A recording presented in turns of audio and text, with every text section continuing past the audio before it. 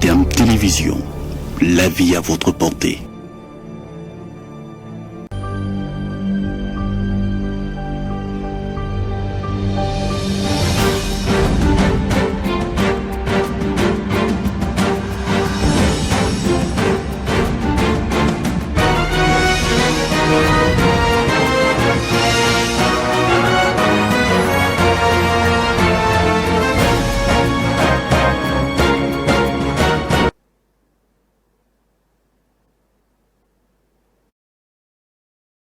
Seigneur, je vous salue dans le nom précieux de notre Seigneur et Sauveur Jésus-Christ. C'est déjà l'heure de votre émission, votre aimable émission. Posons les fondements. Posons les fondements, comme nous ne cesserons jamais de le dire, c'est une émission de maturité. C'est une émission de bâtisseurs. Et nous avons un plus grand objectif dans cette émission, c'est de ramener les enfants de Dieu, ramener les hommes de Dieu au fondement apostolique. Parce qu'aujourd'hui, vous constaterez ensemble avec moi que dans les assemblées dites chrétiennes, l'évangile, la saine doctrine, le fondement est vraiment renversé. Pourquoi? Parce que nous avons aujourd'hui des faux prophètes, des faux apôtres, bref, des faux serviteurs de Dieu qui se retrouvent dans le milieu chrétien et qui amènent d'autres vents de doctrine. C'est ainsi que, avec cette émission Posons les fondements, nous faisons un effort pour ramener le peuple de Dieu à ce que les apôtres et les prophètes de Jésus-Christ ont enseigné. Moi, c'est le pasteur Cédric Lukusa, je suis le pasteur responsable de l'église Temple chrétien Mont-Carmel. Nous sommes sur avenue Kitega, au numéro 110, dans la commune de Kinshasa. Kitega, avenue Kitega, numéro 110, dans la commune de Kinshasa, non loin de la grande avenue Kasavubu. Nous sommes en train de parler d'un thème très merveilleux et nous avons intitulé « Les éléments de base de la doctrine chrétienne ». Nous avons tiré ce thème dans notre texte de base, Hébreux au chapitre 6, à partir du premier verset jusqu'au troisième verset. Nous allons les lire bientôt. Et au travers de cette écriture, nous avons constaté qu'il y a environ 6 doctrines de base qu'une église, qu'un chrétien doit connaître ou avoir. 6 doctrines de base. Nous avons déjà parlé de la doctrine des renoncements aux œuvres mortes. Nous avons déjà parlé de la doctrine de la foi en Dieu. Nous avons déjà parlé de la doctrine des baptêmes, de la doctrine de l'imposition des mains. Et nous sommes déjà à la 5e doctrine que nous avons appelée la doctrine de la résurrection des morts. La doctrine de la résurrection des morts. Et aujourd'hui, c'est la 2e partie de ce grand sous-thème, la doctrine de la résurrection des morts. Lisons la parole. Hébreux au chapitre 6, le premier verset jusqu'au troisième verset. C'est pourquoi, laissant les éléments de la parole de Christ, tendons à ce qui est parfait, sans poser de nouveau le fondement du renoncement aux œuvres mortes, de la foi en Dieu, de la doctrine de baptême, de l'imposition des mains, de la résurrection des morts et du jugement éternel. C'est ce que nous ferons si Dieu le permet. Alléluia. C'est ce que nous ferons si Dieu le permet. Au travers de cette écriture, comme nous venons de le dire, il y a environ 6 doctrines de base.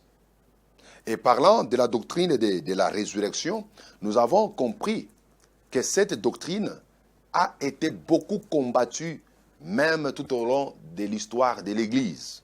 Que ce soit dans les livres des Actes, même dans les épîtres, vous allez remarquer que la plupart des gens, même certains sadducéens, ils avaient des difficultés pour accepter que la résurrection des morts aura lieu un jour. C'est ainsi que même les apôtres ont rencontré dans leur message beaucoup de difficultés. Parce que les gens ne croyaient pas au message de la résurrection des morts. Parce que ce message de la résurrection des morts, c'est un message qui est au-delà de la pensée humaine. C'est un message qui est au-delà de la science et de la philosophie. Et alors que dans le christianisme, dans l'église de Jésus-Christ, la résurrection des morts, c'est l'une des doctrines de base. Donc, si nous sommes chrétiens, nous le sommes parce que nous croyons à la résurrection des morts. Si vous ne croyez pas à la résurrection des morts, c'est comme si vous dites que Jésus n'est pas ressuscité. Et si vous dites que Jésus n'est pas ressuscité, votre foi est vaine. Vous hypothéquez même votre salut. C'est pourquoi vous allez remarquer qu'aujourd'hui, dans les églises, il y a une autre manière de s'opposer à cette doctrine de résurrection des morts, c'est de ne pas en prêcher. Vous allez trouver des chrétiens qui ne connaissent pas qu'est-ce que c'est la résurrection des morts. Ils ne savent même pas comment la résurrection des morts se passera. Aujourd'hui, la résurrection des morts qui est enseignée, qui est prêchée, c'est juste un miracle qui peut s'opérer. On te dira que même si tu es mort, si tu crois en Jésus, tu vas ressusciter. Par la foi, nous allons ressusciter les morts. Oui, je crois aussi à cela. Mais ce n'est pas ce type de résurrection que nous sommes en train de parler ici comme doctrine de la résurrection des morts. Ça, c'est la résurrection des morts comme miracle. Ça, c'est ce qui est prêché dans les églises aujourd'hui. Mais la résurrection des morts comme doctrine, alléluia, la résurrection des morts comme doctrine, elle n'est pas enseignée. Plusieurs qui s'appellent hommes de Dieu aujourd'hui, ils n'en parlent même pas. Par conséquent, des chrétiens sont dans des églises, ils ne connaissent même pas cette doctrine de la résurrection des morts. D'ailleurs, la plupart des chrétiens aujourd'hui ont plus peur même de la mort. C'est pourquoi vous allez voir, comme nous nous approchons déjà du mois de décembre, vous allez voir que les prophètes, les faux prophètes, c'est pour eux une occasion de commencer à rançonner de l'argent aux gens en créant la peur, en créant en eux la panique que la mort, c'est un esprit, il faut chasser l'esprit des morts, et quand vous allez pour les chasser, il faut donner une offrande. Beaucoup sont tentés de donner même des offrandes pour ne pas mourir. Pourquoi? Parce que les chrétiens d'aujourd'hui ont peur de la mort. Alors que dans les langages bibliques, dans les langages apostoliques, un chrétien ne peut pas avoir peur de la mort. La mort pour un chrétien, c'est un gain. Alléluia. La mort pour un chrétien, c'est un bénéfice parce que c'est pour nous une occasion pour aller rencontrer le Seigneur. Du moins, nous insistons que, en tant que chrétiens, nous ne pouvons pas mourir une mort qui vient des mains des hommes. Nous allons mourir lorsque le Seigneur Dieu en décidera. Parce que lui-même Dieu, lorsqu'il nous a créés, lorsqu'il t'a créé, il a déterminé le nombre de jours que tu devais effectuer sur la terre. Et tant que tu es fidèle à la parole du Seigneur, tu marches dans une vie de sainteté, tu as une vie permanente de la prière, la mort qui vient des mains des hommes, la mort qui vient de la volonté du diable, elle ne s'accomplira jamais, elle n'arrivera jamais, elle ne frappera jamais à ta porte. Alléluia. Pour dire, il ne faut pas avoir peur de la mort. Même d'ailleurs, même s'il arrivait que vous mourrez, nous avons une promesse de la résurrection. Alléluia. Alors, avant que nous puissions continuer, nous allons aujourd'hui parler plus sur la mort de l'homme. Parce que pour bien comprendre la résurrection, il faut commencer par bien comprendre ce qu'est la mort. La mort de l'homme, c'est quoi? Et pour parler de la mort de l'homme, comme il s'agit de l'homme, il est aussi très important que nous comprenions qui est l'homme. Alléluia. Nous allons lire Genèse chapitre 2, le verset 15 à 17. Nous allons parler un peu de l'homme et de sa mort. Genèse chapitre 2, le verset 15 à 17. Le Seigneur est tellement bon. Le Seigneur est tellement merveilleux.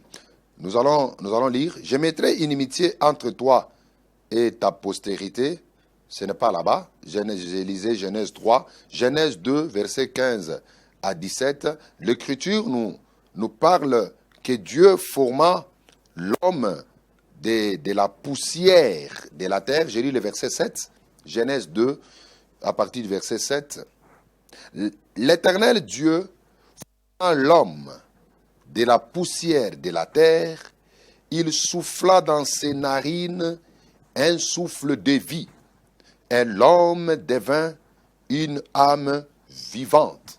Je répète, l'Éternel Dieu, formant l'homme de la poussière de la terre, il souffla dans ses narines un souffle de vie, et l'homme devint une âme vivante. Alléluia. Vous voyez que, au travers de cette écriture, on nous montre comment le Seigneur a créé l'homme. Vous vous souviendrez qu'en Genèse, chapitre 1er, le verset 26, l'Écriture dit « Créons l'homme à notre image et selon notre ressemblance ». Et la Bible dit « Il les créa hommes et femmes ». Alléluia. Mais dans la réalisation maintenant, pour créer l'homme, Dieu a fait un travail. Qu'est-ce qu'il a fait? Il a réuni la poussière de la terre, il a formé ce que nous pouvons avoir comme morphologie. Dieu a placé les nez, il a placé les yeux, il a placé les oreilles, il a placé la bouche, il a mis les dents, il a placé le ventre, le pied, il a créé tout ce qui était à l'intérieur de l'homme, les intestins, gros intestins, intestins grêles, estomac. Dieu a placé toutes ces choses-là. Ça a donné comme une forme visible. C'est ça l'image que tu as.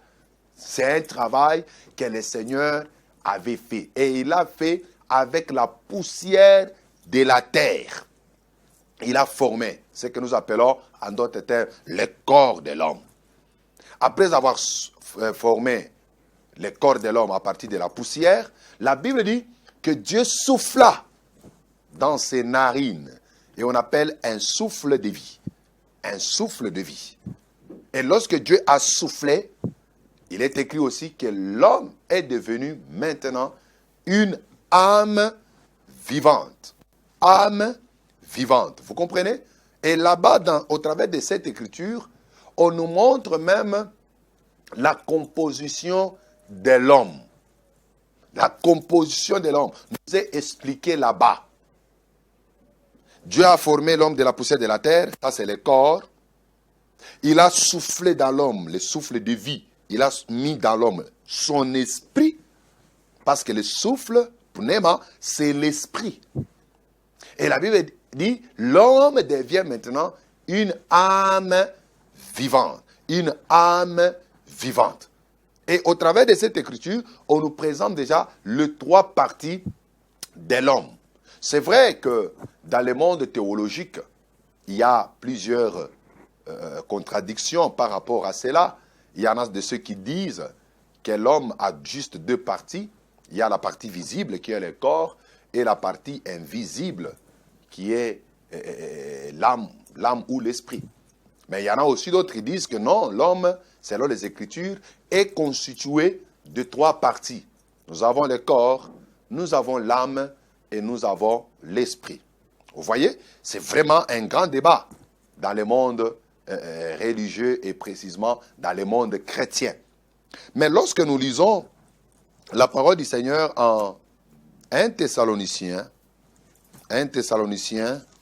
chapitre 5, le verset 23, la parole de Dieu dit que le Dieu de paix vous sanctifie lui-même, tout entier, et que tout votre être, remarquez, on parle de l'esprit, l'âme et le corps, soit conservé irréprochable lors de l'avènement de notre Seigneur Jésus-Christ. L'apôtre Paul dit que l'homme doit être conservé, irréprochable. Tout son être doit être sanctifié. Et il commence à énumérer. Il dit, l'esprit, l'âme et le corps. Même dans l'énumération, c'est vraiment très important. Ce n'est pas un hasard lorsque l'apôtre Paul commence avec l'esprit, l'âme, ensuite et enfin le corps. Pourquoi? Parce que la définition que nous donnons de l'homme, nous disons que l'homme, c'est d'abord un esprit qui a une âme et qui habite dans un corps. très important. L'homme est un esprit qui a une âme et qui habite dans un corps. C'est ça la définition simple qu'on peut donner de l'homme. Et au travers de cette définition, nous trouvons que l'homme est tripartite. Il a trois parties. C'est-à-dire, tel que tu es là, toi qui me suis, tel que tu es là, tu es d'abord un esprit. Vous voyez, tu es d'abord un esprit, tu as une âme, et l'âme et l'esprit habitent tous les deux dans un corps. Donc, le corps, ce n'est qu'une enveloppe qui contient en lui l'âme et l'esprit.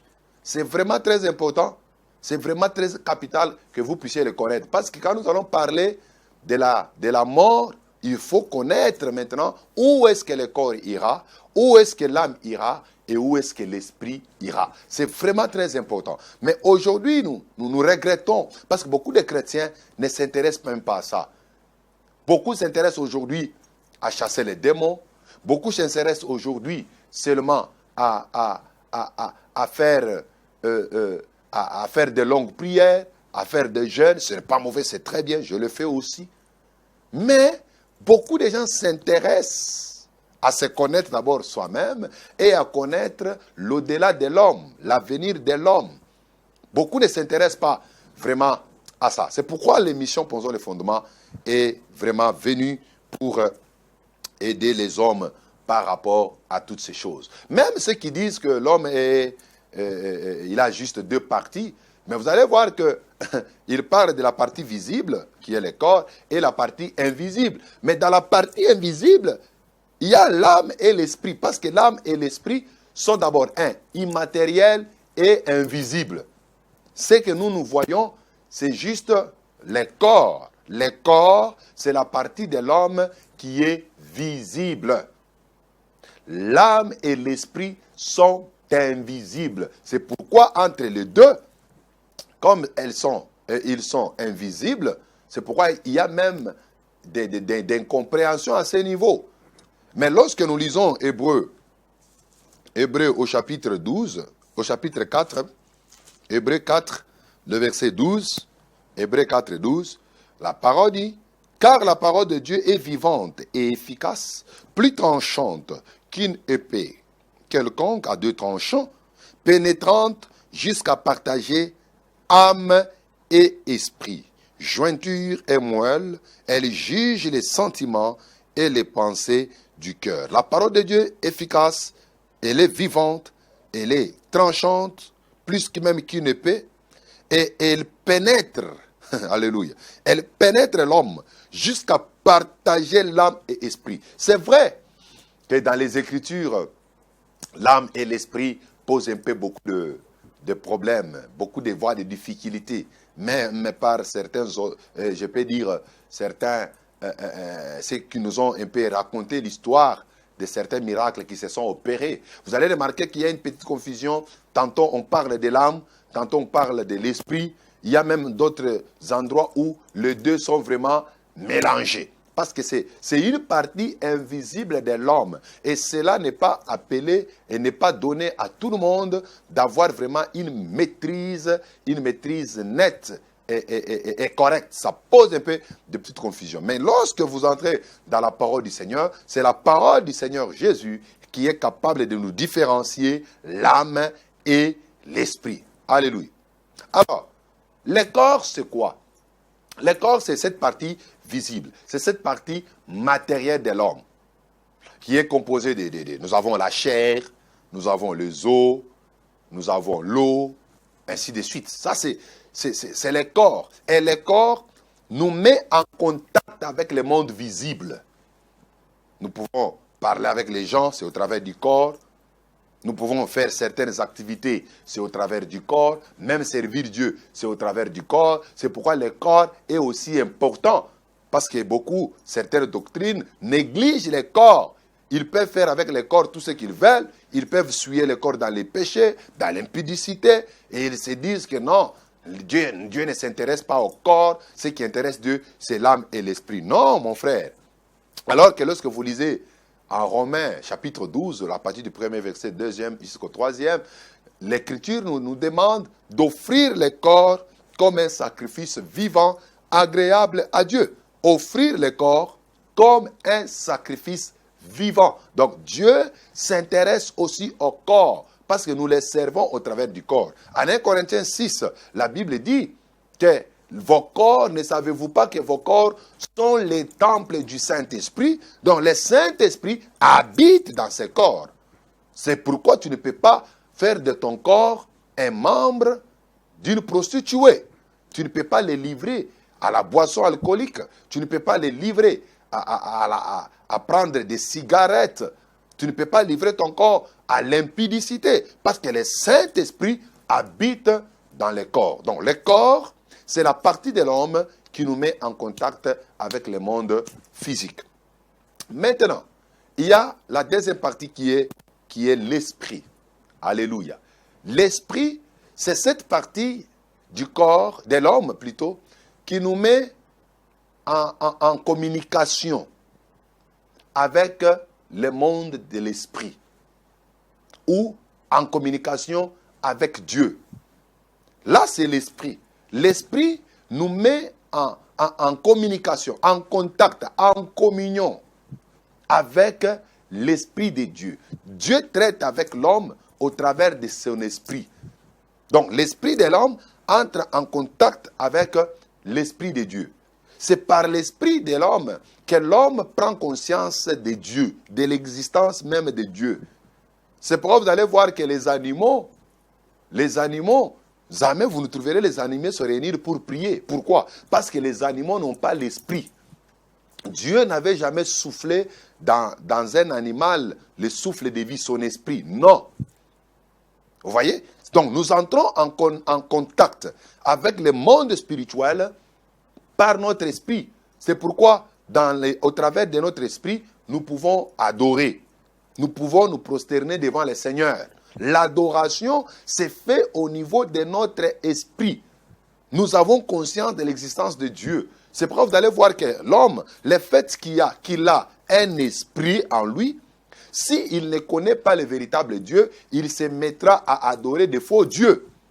C'est pourquoi les personnes qui ne connaissent pas le Seigneur, parce qu'ils ont l'esprit, et l'esprit doit les pousser à l'adoration, ils peuvent commencer à se prosterner devant des hommes, et ce que nous appelons même en d'autres termes l'adoration des hommes ou le culte de la personnalité. Vous allez trouver aussi l'homme, il se prosterne devant un animal, vous voyez? Il peut même commencer à considérer un arbre comme étant son Dieu, vous voyez? Parce que l'homme, il a un sens là de l'adoration. Et l'adoration se fait au niveau de l'esprit. Et pour ceux qui connaissent le véritable Dieu, ils ne peuvent qu'adorer Jésus-Christ au travers de l'esprit qu'ils ont. Très important, bien aimé, c'est ce que je suis en train de parler. Vous voyez. Mais dans l'esprit, il y a aussi l'intuition. L'intuition, ça se trouve encore dans l'esprit. Ce sont les fonctions que l'esprit joue. Mais il y a aussi une autre partie, c'est l'âme. L'âme. Alléluia. L'âme, en fait, c'est le siège même des émotions. L'âme, c'est le siège des sentiments.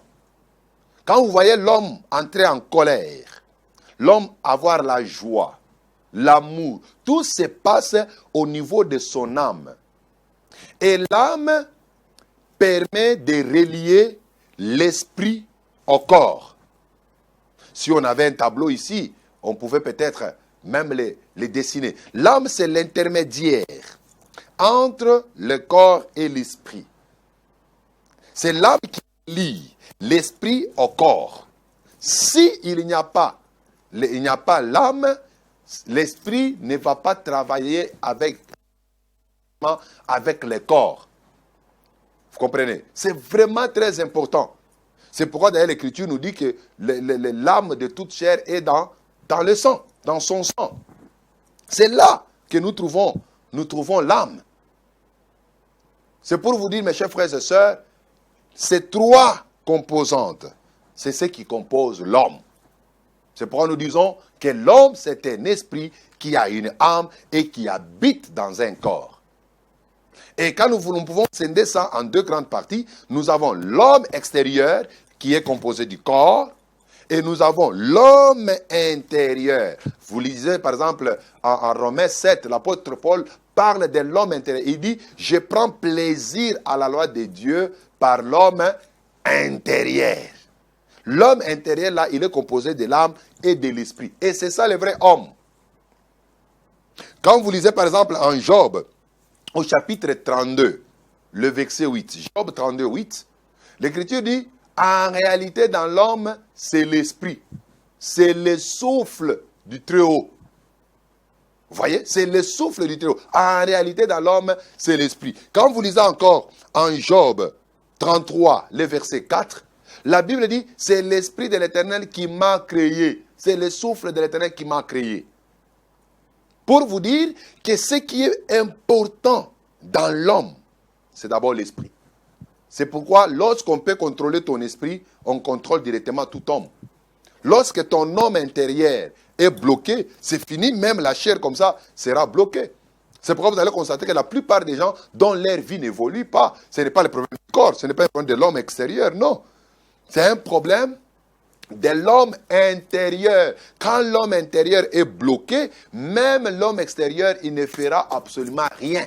Vous comprenez? C'est vraiment très important, les choses que nous sommes en train de parler. Donc, je voulais dire que l'homme, c'est un esprit, il a une âme et il habite dans un corps. Pour dire que l'homme est composé de trois parties, nous avons l'esprit, nous avons l'âme et nous avons aussi les corps. Alléluia. Très important.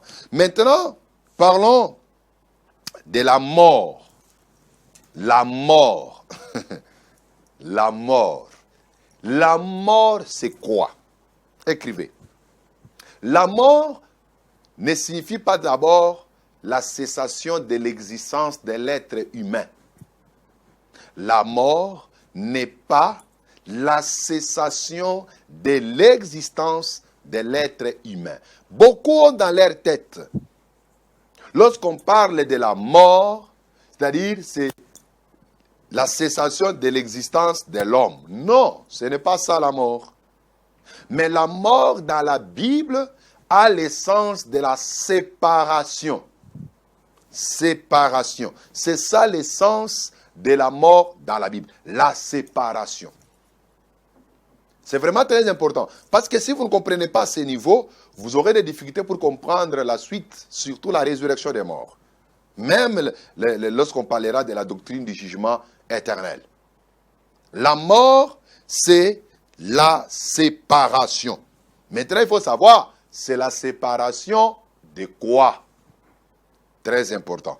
Et pour le comprendre, nous distinguons trois sortes de morts. Nous distinguons trois sortes de morts. Première sorte de la mort, c'est la mort physique. Deuxième sorte de la mort, c'est la mort spirituelle. Et troisième sorte de la mort, c'est la mort éternelle. Je répète, nous distinguons trois sortes de morts. Nous avons la mort physique, la mort spirituelle et la mort éternelle. Commençons avec la mort physique. Qu'est-ce que c'est la mort physique? Qu'est-ce que c'est la mort physique? C'est très important. Lisons d'abord la parole en Genèse. Genèse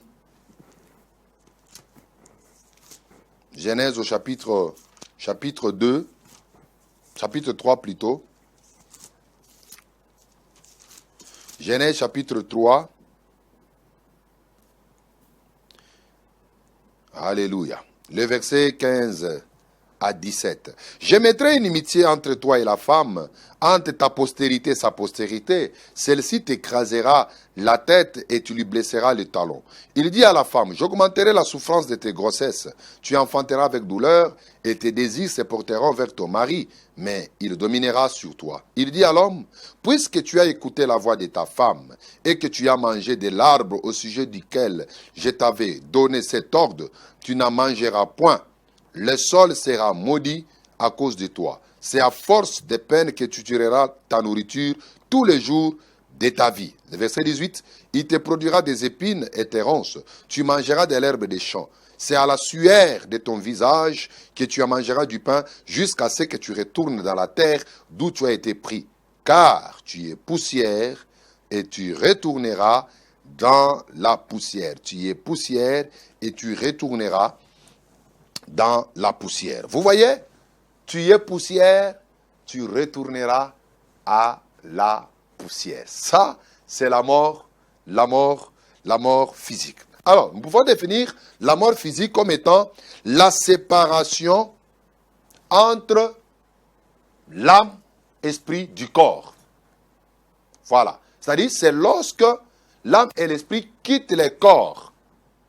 Là, on parle de la mort physique. Lorsque l'âme, l'esprit, quittent le corps, là, on parle de la mort physique. Le corps va rester là-bas, allongé. On peut faire de ce corps ce qu'on veut. On peut amener ça à la morgue. On peut faire... on peut embaumer. Ça, c'est le corps. Mais l'âme et l'esprit sont déjà sortis. Quand l'âme et l'esprit sortent du corps, là, on va parler de la mort physique. Vous voyez? Parce que le corps va rester là-bas sans vie. Le corps va rester sans vie. Ça, c'est la mort physique. Même Étienne, nous prenons l'exemple d'Étienne, il était vraiment conscient de cela. En Actes des Apôtres, chapitre 7, le verset 59, Étienne a dit, Seigneur Jésus, reçois mon esprit. Pendant qu'on les lapidait, il sentait la mort venir. Il a dit, Seigneur Jésus, reçois mon esprit. Parce qu'il sentait que son esprit devait quitter le corps. Lorsque l'esprit quitte le corps, il y a la mort physique. Vous comprenez? Même Jésus à la croix, il a dit, Père, j'ai remis mon esprit entre tes mains. Et la Bible dit, il rendit l'âme. Dans d'autres versions, dit, il rendit l'esprit. Il a donné son esprit à Dieu. Et quand il a donné son esprit à Dieu, on parle de quoi? De la mort physique. Donc, quand l'esprit, quand l'âme quitte le corps reste sans vie. Et on dit que la personne est morte. Job chapitre 30, le verset 23.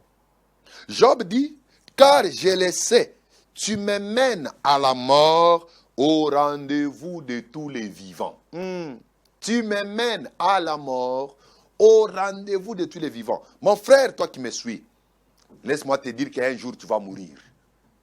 Quel que soit ton état, quelle que soit ta vie sociale, la mort, personne ne va échapper à la mort. Tous les hommes mourront un jour. En dehors des gens que Jésus, quand il reviendra, trouvera vivants. Mais tous les restes, tout le monde meurt et mourra. Que tu sois riche, que tu sois pauvre, tu vas mourir un jour. Vous comprenez? Même si tu chasses l'esprit des morts, tu vas mourir un jour. Tu vas mourir un jour. Mais beaucoup de gens, ils ne veulent pas qu'on leur dise la vérité. La mort, c'est la parole de Dieu. Tu vas mourir un jour. C'est pourquoi ça ne sert à rien de tuer les autres. Il y en a d'autres qui empoisonnent les gens. Il y en a d'autres qui tuent les gens par des accidents créés par force. Il y en a d'autres, c'est par les poisons. D'autres prennent les armes. Ils partent assassiner les gens. Oui, tu fais cela, c'est bien. L'autre meurt. Mais sache qu'un jour, toi aussi, tu mourras.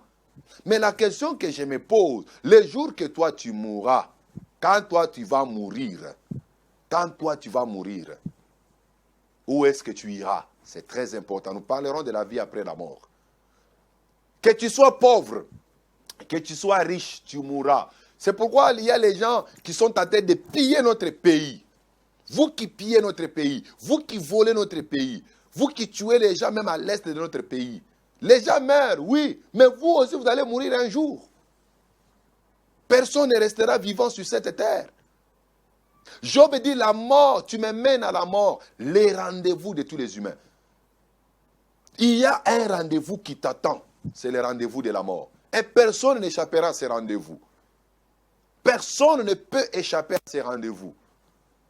C'est pourquoi, mon frère, ma soeur, il faut mettre ta vie en ordre. Parce que la mort, c'est la parole de Dieu. Dieu a dit à Adam, le jour que tu mangeras l'arbre de la connaissance du bien et du mal, tu mourras. Dieu est le premier à avoir prononcé le mot mort dans sa bouche. C'est pour dire que tous les hommes mourront un jour. Il n'y a personne qui restera éternellement sur cette terre. Chacun passera à la mort. C'est un rendez-vous qui t'attend. C'est pourquoi quand tu te réveilles et que le souffle de vie est encore en toi, il faut bénir le Seigneur. Lorsqu'une année passe et une autre vient, bien-aimé, il faut remercier le Seigneur quand tu es en vie. Parce que la mort, c'est un rendez-vous de tous les hommes. Que vous soyez pécheurs, que vous soyez saints, pour la mort physique, chacun connaîtra cette mort-là. Il n'y a personne qui échappera. Même si tu es pape, même si tu es archbishop, même si tu es cardinal, même si tu es évêque général, même si tu es archbishop, apôtre majeur, quel que soit le titre qu'on peut te donner, mon frère, tu mourras un jour. C'est pourquoi, bien-aimé, il faut avoir la conscience de cela.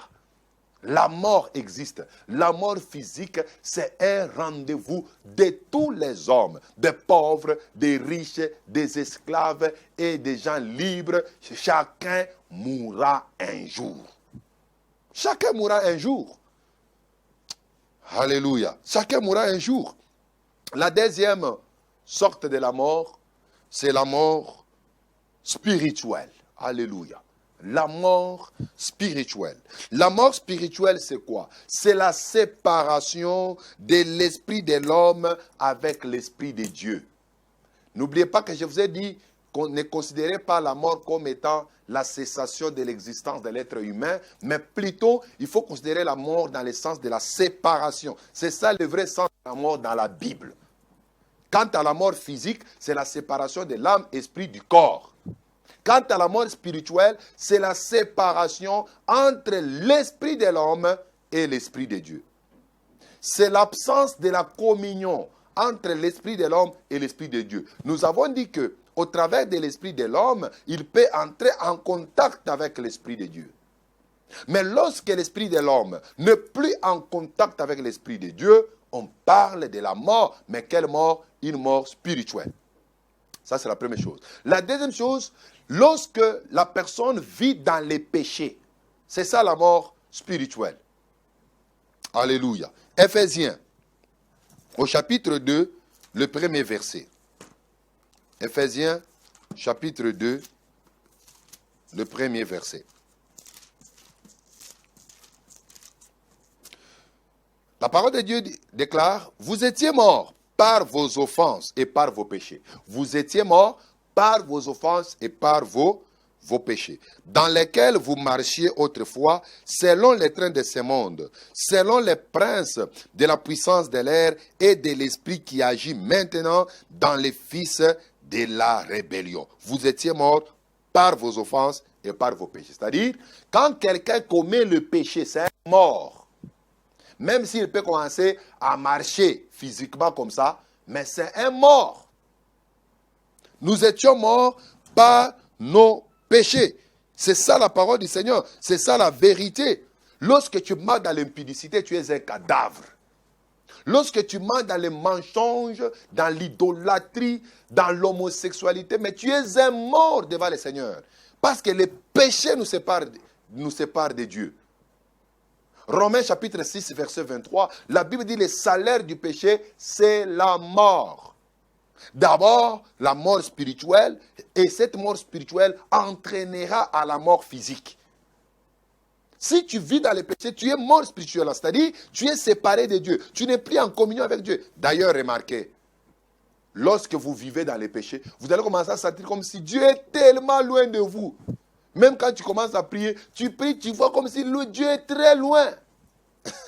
Pourquoi? Parce que tu es mort à ses yeux, il ne te voit pas. Tu n'es pas en contact avec lui. Tu ne vis pas au-devant de Dieu. C'est pourquoi aujourd'hui il y a plusieurs cadavres qui marchent dans les rues. Plusieurs cadavres. Parce qu'ils sont séparés. Ils sont séparés de Dieu. Alors, tout le monde connaîtra la mort physique. Mais tout le monde ne connaîtra pas la mort spirituelle. Par exemple, les chrétiens, le vrai, ceux qui marchent dans la crainte de Dieu, ceux qui sont nés de nouveau, ils ne connaîtront jamais la mort spirituelle parce qu'ils ne seront jamais séparés avec leur Dieu. Ils sont toujours en communion avec Dieu. Mais ceux qui connaissent la mort spirituelle, ce sont les pécheurs. Ce sont les pécheurs. Ils connaissent la mort spirituelle. La mort spirituelle, c'est dans cet état où Adam s'est retrouvé lorsqu'il a touché au fruit de l'arbre de la connaissance du bien et du mal. Dieu lui avait dit, le jour que tu toucheras, tu mourras. Lorsqu'il a touché exactement, son esprit était séparé avec l'esprit de Dieu. Par conséquent, lorsque Dieu venait dans les jardins d'Éden, il ne pouvait plus voir Adam. Il commence à aller chercher. Adam, où es-tu? Adam, Adam, Adam. Dieu commence à chercher Adam. Il les cherche pour ne pas les trouver. Et Adam crie quelque part, je suis là. Dieu dit, tu es où? Il dit, je me cache. Tu te caches pourquoi? Adam répond, je suis nu. Dieu dit, qui t'a dit que tu es nu? As-tu touché à l'arbre dont je t'avais interdit? Il dit, c'est la femme que tu m'as donnée. Vous voyez comment Adam s'est compliqué. Et c'est le même jour où Adam était mort spirituellement. Et cette mort spirituelle a entraîné plus tard la mort physique. Mon frère, ma soeur, il est très important de marcher dans la crainte de Dieu. Quand tu marches dans une vie de sainteté, dans une vie de sanctification, ton esprit est en communion avec Dieu. Ton esprit vit. Ton esprit est en contact direct avec le Seigneur. Mais lorsque vous vivez dans les péchés, vous êtes séparés de Dieu. Dieu est tellement loin de vous, il commence à te chercher. C'est pourquoi beaucoup aujourd'hui, ils se sont fabriqués les habits des feuilles de figues.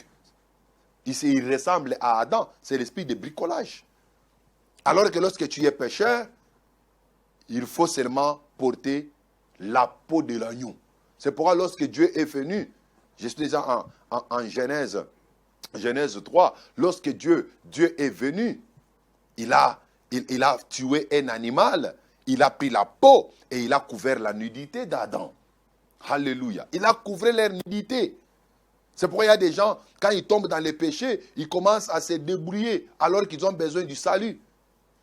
Or, le seul moyen pour couvrir la nudité, il faut la mort de l'agneau. Or, le véritable agneau, selon Jean, chapitre 1, le verset 29, c'est Jésus-Christ. Et la peau de l'agneau, c'est sa justice. C'est la justice de Christ que nous devons porter. Parce que Dieu ne supporte pas la nudité. Oh, mon frère, ma soeur, Jésus est mort. Il a pris notre péché et il nous a donné sa justice. Et nous nous couvrons de cette justice comme étant un habit. La justice de Jésus. C'est à travers de la mort de Christ que notre communion avec Dieu peut être rétablie. C'est pourquoi si tu n'as pas encore cru en Jésus, c'est le moment. Le Seigneur te parle. Il faut mettre ta vie en ordre. Beaucoup aujourd'hui sont morts spirituellement. Tu peux voir même quelqu'un, il est savant, il a trop de connaissances, il a beaucoup de diplômes. Mais un homosexuel, un pédé, c'est un mort, c'est un cadavre spirituel. Comprenez? Vous pouvez voir une dame belle, avec des bijoux partout. Oui, c'est bien, tu le fais. Mais quand tu marches dans une vie de péché, tu es mort devant le Seigneur. Tu es un cadavre devant le Seigneur. Parce que le péché te sépare de Dieu. C'est la raison pour laquelle tu dois revenir le plus vite possible. Mais les chrétiens ne connaîtront jamais ce type de mort, c'est-à-dire la mort spirituelle. Et regardez comment Jésus a scandalisé les Juifs.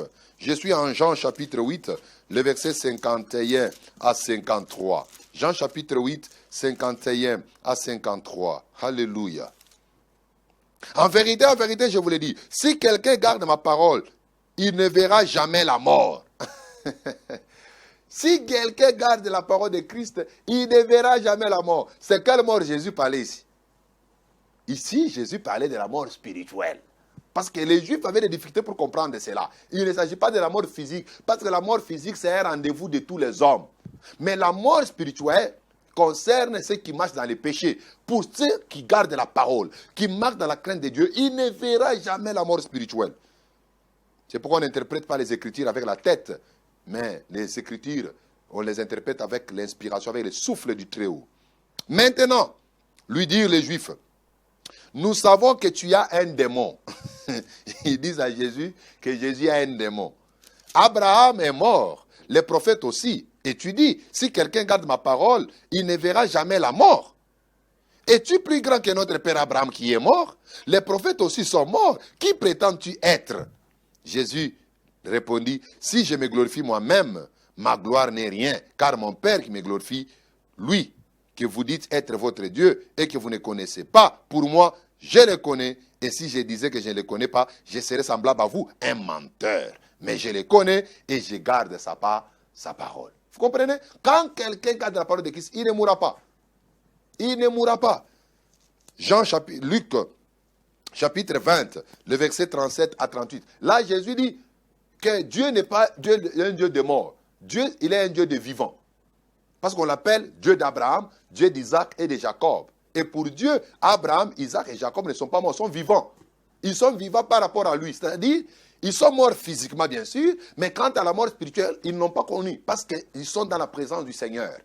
C'est pourquoi on appelle que Dieu d'Abraham, Dieu d'Isaac, Dieu de Jacob, c'est un Dieu des vivants. Abraham, Isaac sont vivants.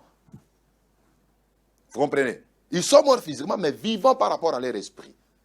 Très important. Jean chapitre 5, le verset 24. Jean 5, 24. Alléluia. En vérité, je vous l'ai dit, celui qui écoute ma parole et qui croit à celui qui m'a envoyé a la vie éternelle et ne vient point en jugement, mais il est passé de la mort à la vie. Il est passé de la mort à la vie. Dès que tu crois en Jésus, tu n'es plus un mort. Si tu es païen, tu demeures dans l'incrédulité, là tu es mort. Mais dès que tu crois en Jésus, tu es passé de la mort à la vie. Et la vie éternelle est en toi. Tu ne mourras plus jamais. C'est pourquoi nous sommes devenus chrétiens. Est-ce que mon frère, toi qui me suis, tu as combien d'années dans la foi? On t'appelle chrétien, ça fait déjà combien de temps? Est-ce que tu connais ces choses? Ou bien ce qui t'intéresse, toi, c'est voyager, payer des jeeps, payer des villas. La parole du Seigneur est venue pour vous. Jean chapitre 11, le verset 25 à 26. Là, c'est Jésus qui s'adresse à Marthe et à Marie.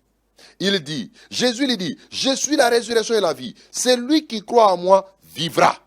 Voilà, celui qui croit en moi vivra, même s'il meurt. Là, Jésus devient précis. Il parle ici, celui qui croit en moi vivra, même s'il meurt. Il parle de la mort physique, que tout le monde peut connaître, même les chrétiens, même les pasteurs, peuvent connaître la mort physique. Mais la mort spirituelle, là, celui qui a cru en Jésus ne verra pas ça. C'est pourquoi il dit il vivra. C'est par rapport à la mort spirituelle. Il dit encore, et quiconque vit et croit en moi ne mourra jamais. Crois-tu cela? Quiconque vit en Christ, ne mourra plus jamais. Est-ce que tu crois à ça? Il faut croire. Alléluia. C'est pourquoi la doctrine de la résurrection, c'est une doctrine qui doit être prêchée à l'église et crue par les chrétiens. Il faut croire à ça. On ne mourra plus jamais. D'ailleurs, nous, les chrétiens, on ne parle pas de la mort, on parle plutôt du repos. On parle plutôt du repos. Oh, le Seigneur est merveilleux. Et la dernière catégorie de la mort, c'est la mort éternelle.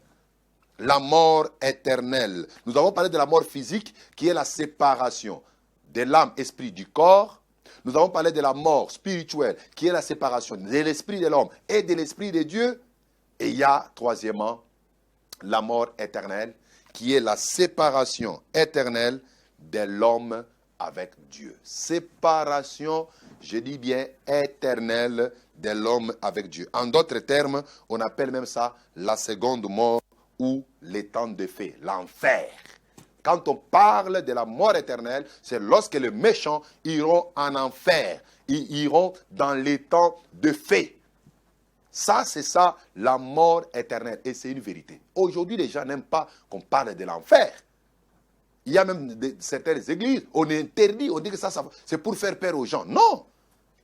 La doctrine de l'enfer, ce n'est pas pour faire peur aux gens. C'est la vérité. Jésus en a parlé. Les apôtres en ont parlé. L'Apocalypse nous les révèle que l'enfer existe. Le temps des faits existe. Et il y a des gens, des méchants, qui iront là-bas. Et ceux qui iront dans les temps des faits, c'est ce que nous appelons la mort éternelle. Mes chers frères et sœurs, cette parole, elle est certaine et c'est la vérité. Il faut la croire. Prochainement, nous allons maintenant parler qu'est-ce qui arrive à la mort d'un chrétien et qu'est-ce qui arrivera à la mort d'un païen. Lorsque un chrétien meurt, c'est-à-dire son âme quitte le corps, où est-ce que l'âme et l'esprit vont partir, où est-ce que le corps va aller. Lorsque aussi le païen meurt, où est-ce que son corps ira, où est-ce que son âme ira et où est-ce que son esprit ira. Soyez branchés, ne manquez pas surtout, ne manquez pas, puis ne soyez pas égoïstes. Appelez beaucoup de gens, venez vous asseoir, écoutez ces messages, ça va beaucoup vous aider, ça va construire votre vie chrétienne et ça vous donnera vraiment une connaissance exacte de la parole du Seigneur et de la doctrine chrétienne. Pour aujourd'hui, que le Seigneur vous bénisse abondamment. Nos numéros sont là. Ne vous empêchez pas de nous écrire, de faire des commentaires. C'est aussi un numéro WhatsApp. Mais si vous voulez nous rejoindre à l'église, rejoignez-nous sur l'avenue Kitega au numéro 110 dans la commune de Kinshasa. Kitega numéro 110 dans la commune de Kinshasa. C'est à 2 parcelles à 100 mètres de la grande avenue Kasavubu. Que le Seigneur vous bénisse. Suivez-nous en rediffusion le mercredi à partir de 22h15 et chaque lundi nous sommes en direct à partir de 16h juste. Si vous n'avez pas eu l'occasion de nous suivre en direct, essayez encore d'entrer dans notre chaîne YouTube. L'adresse est là. Vous pouvez écrire Pasteur Cédric Lukusa officiel. Vous allez entrer dans notre chaîne YouTube.